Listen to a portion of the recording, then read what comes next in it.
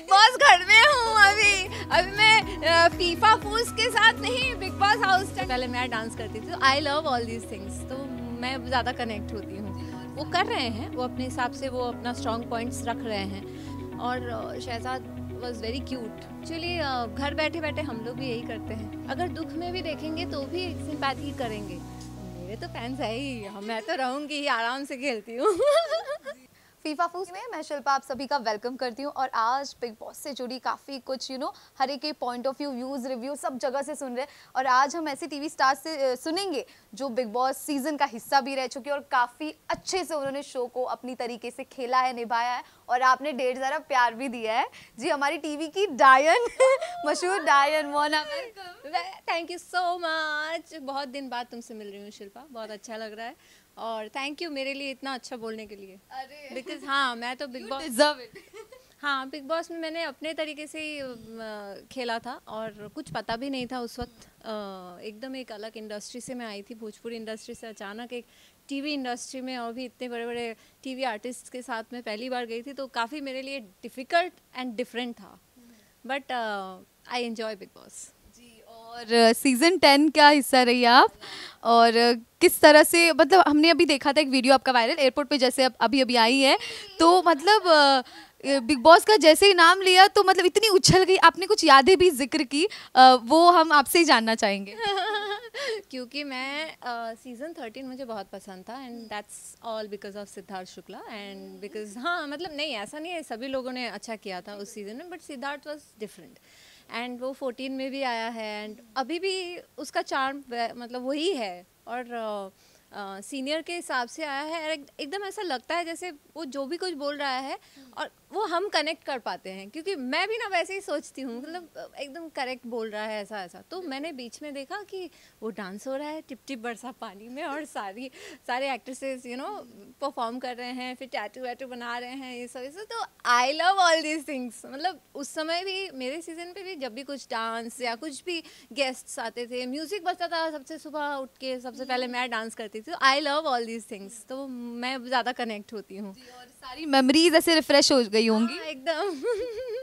और इस बार भी जो भी इस बार के कंटेस्टेंट्स मुझे फर्स्ट डे बहुत ही अच्छे लगे थे। मतलब फर्स्ट डे में इंट्रोडक्शन में काफ़ी प्रॉमिसिंग लगे थे एंड आई थिंक सभी लोग बोल रहे होंगे कि सबसे ज़्यादा जो एंटरटेनिंग उस दिन से अभी तक, मतलब इस एक हफ्ते तक मैंने जिसको देखा, दैट्स निकी तंबोली।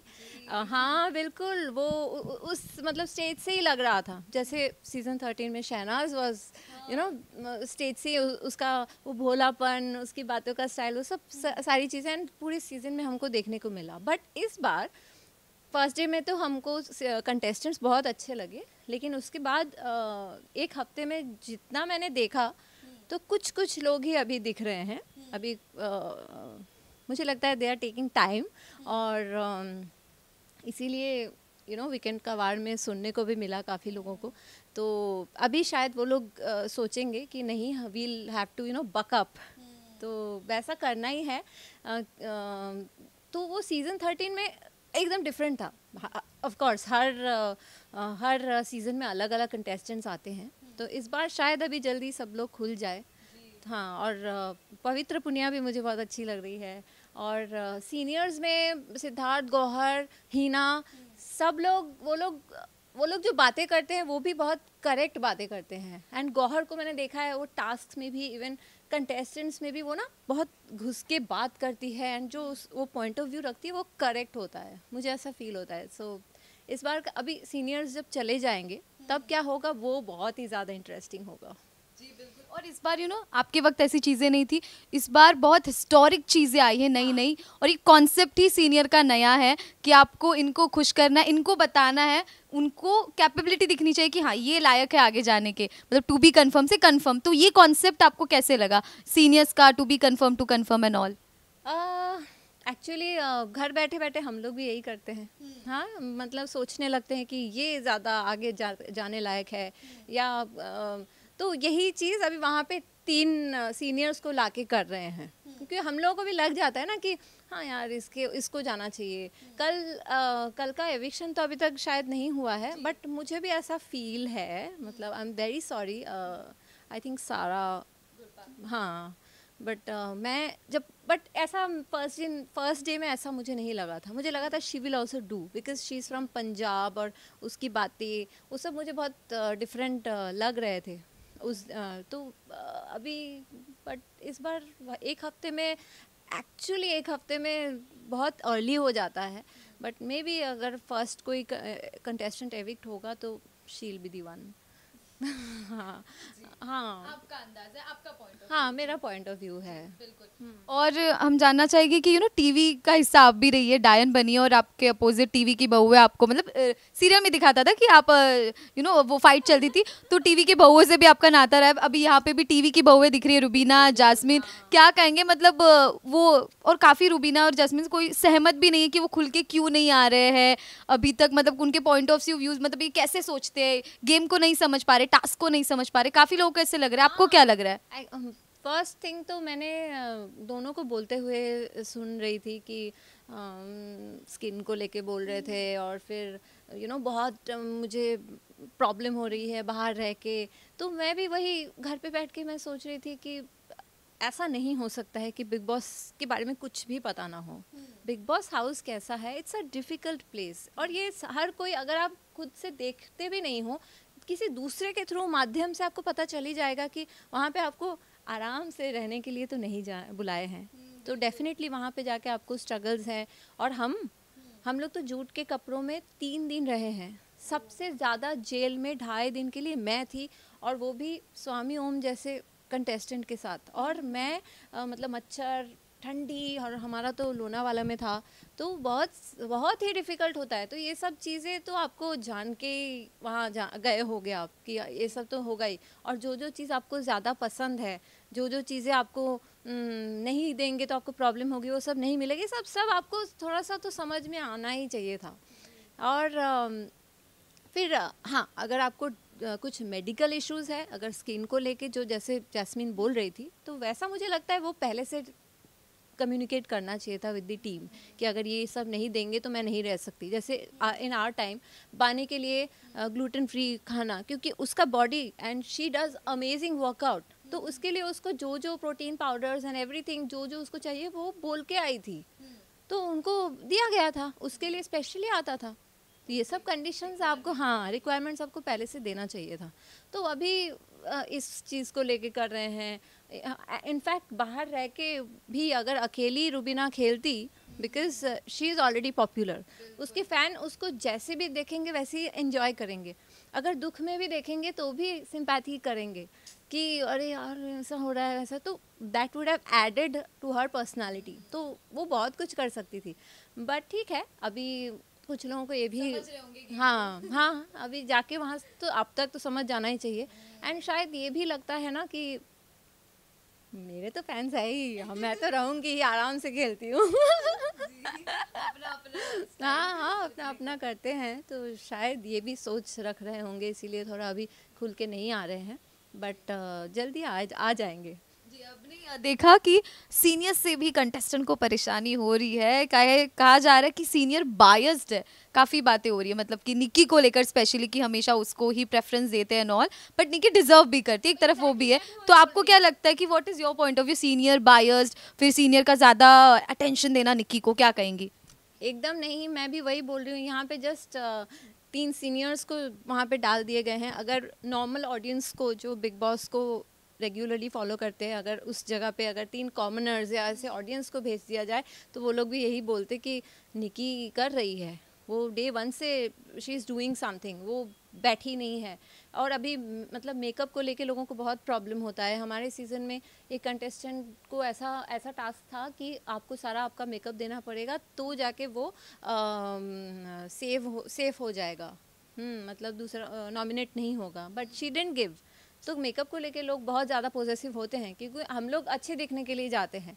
हालांकि मेरा ऐसा नहीं होता है। हाँ, मैं बिलीव करती हूँ कि अंदर से आप खुश हो, हैप्पी हो या हो, तो आप स्क्रीन पे अच्छे दिखोगे ही दिखोगे।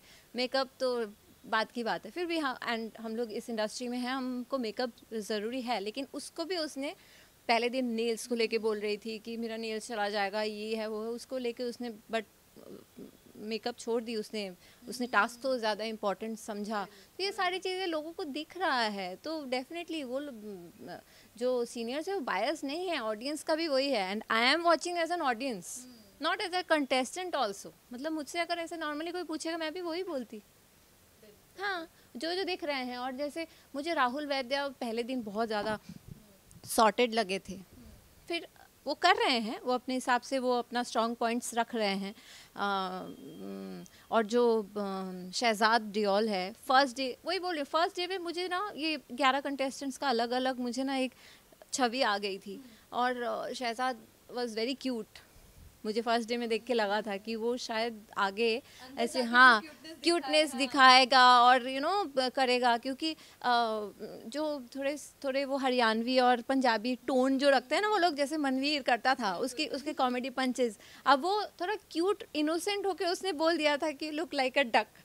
फर्स्ट डे उसने सारा को शायद बोल दिया था, हाँ हाँ, तो उसका इंटेंशन वैसा नहीं था, बट उसको लेके कॉमेडी हो गई थी। तो मुझे लगा कि अंदर जाके भी वो सब कुछ क्यूटनेस, वो थोड़ा कॉमेडी पंचेस रखेगा, बट अभी तक ऐसा कुछ हुआ नहीं है। फर्स्ट वीक में कुछ ही लोग दिखे हैं, तो अभी देखते हैं आगे जाके क्या होगा। जी, हम आपको कुछ एडजेक्टिव्स देते हैं, कुछ ह्यूमन जो नेचर होते हैं उसके हिसाब से आपको उस कंटेस्टेंट को डिफाइन करें कि वो कौन है। बिग बॉस घर में हूँ अभी मैं फीफा फूस के साथ नहीं, बिग बॉस हाउस टाइप, मतलब ये ठीक है, देखती हूँ। सबसे ज्यादा मतलब डम कौन है? डम सारा ही थी, मतलब हाँ, क्योंकि वो दिखी नहीं इसीलिए, हाँ सारा। फेक पर्सनालिटी, जो अपने आप को फेक दिखा रहे हैं। फेक अभी तक डिसाइड नहीं कर पा रही हूँ फेक कौन है। मे बी एजाज थोड़ा बहुत कर रहा है, बट अभी वो धीरे धीरे निकल रहा है। वो शुरू में इतना नहीं था उसका, वो मतलब सिद्धार्थ समझा रहा है, इसके बाद में भी अभी वो धीरे धीरे समझेगा, या उसको आइडियाज़ अगर मिलेंगे तो खुलेगा। रियल पर्सनालिटी अपनी रिप्रेजेंट कर रहे अपने आप को रियल में। निक्की एकदम वो जैसी है, उसकी बातों से लग रहा है कि वो वैसी ही फनी एंड जोवियल है, so I guess it's Nikki. Over actor, मतलब ओवर एक्टिंग हमेशा। ओवर एक्टर अभी तक कोई नहीं है, ओवर एक्टिंग नहीं कर रहे हैं, नहीं। Strong contestant? स्ट्रॉन्ग अभी तक एक हफ्ते का, क्योंकि अभी ये बोलना बहुत अर्ली है, क्योंकि हर दिन ना चेंज होता रहता है। ये बिग बॉस हाउस ही ऐसा है कि आज आप अच्छे दिख रहे हो, इनोसेंट हो, आज कल आपका झगड़ा हो गया, फिर आपके लिए एक अलग छवि आ जाती है, एकदम इतना ज़्यादा रूड हो जाते हैं कभी कभार। ये सारी चीज़ें वहाँ पे वो घर ही ऐसा है, क्योंकि आपको समझ के बहुत वो करके चलना होगा। तो स्ट्रॉन्ग अभी एक हफ्ते के हिसाब से निकी एंड पवित्र। वीक कौन है जिसको बहुत ज़रूरत है अपने आप को अब अपने आप के लिए खड़े होने की?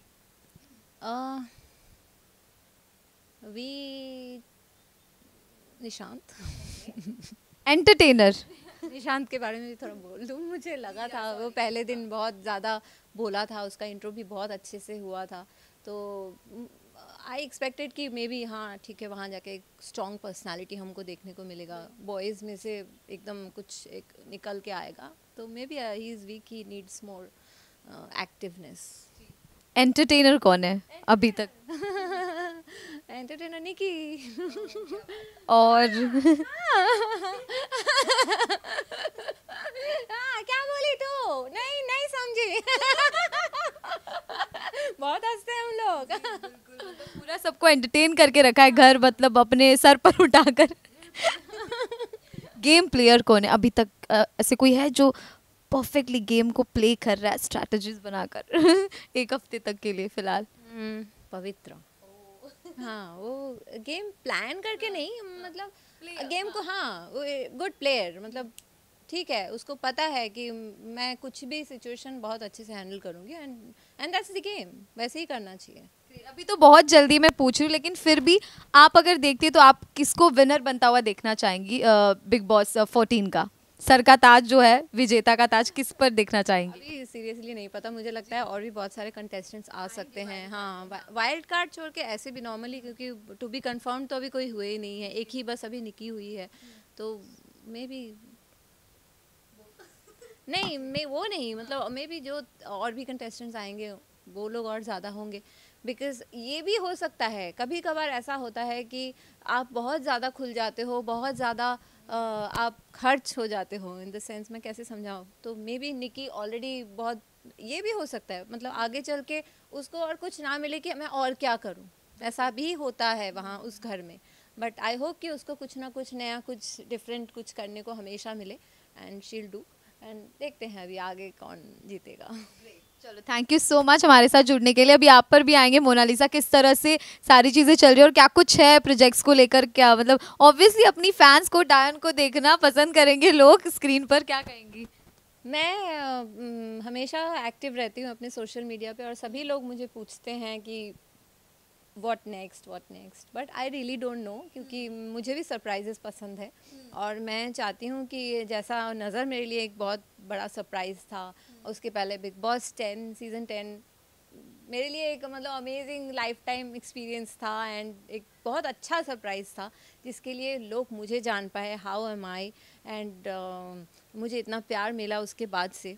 सीरियसली एक रीजनल जोन से जाके सबके दिलों में जाना, ये बहुत बड़ी बात होता है, नॉट ओनली इन इंडिया, बाहर के लोग भी मुझे मैसेज करते हैं, प्यार देते हैं। सो वो सरप्राइज़ के लिए बस मैं वेट कर रही हूँ, और ऐसे बातचीत तो बहुत होता ही है, और भी बहुत सारे ऑडिशंस, मॉक शूट्स, ये सब होते हैं, लेकिन मैं नहीं चाहती, जब तक कुछ फाइनल नहीं होता है तो मैं डिस्क्लोज नहीं करती। नो प्रॉब्लम, चलो कोई नहीं। Thank you so much for this lovely interview. जाते जाते फैंस को क्या कुछ कहना चाहेंगी? फीफा फूज के सभी दर्शकों को मैं यही कहूँगी कि आप लोग बस, लॉकडाउन का समय अभी जा रहा है, अनलॉक डेज आ रहे हैं, तो फिर भी आप अपने आप को सेफ रखिए, अपने फैमिली को भी सेफ रखिए, और एंड पता है ये साल थोड़ा सा डिफ़िकल्ट हर किसी के लिए रहा होगा, but good days are coming, and be positive, stay happy, stay safe, और मुझे प्यार करते रहिए। थैंक यू सो मच हमारे साथ जुड़ने के लिए। कैमरामैन संजय के साथ शिल्पा पाटिल, फीफा फूड।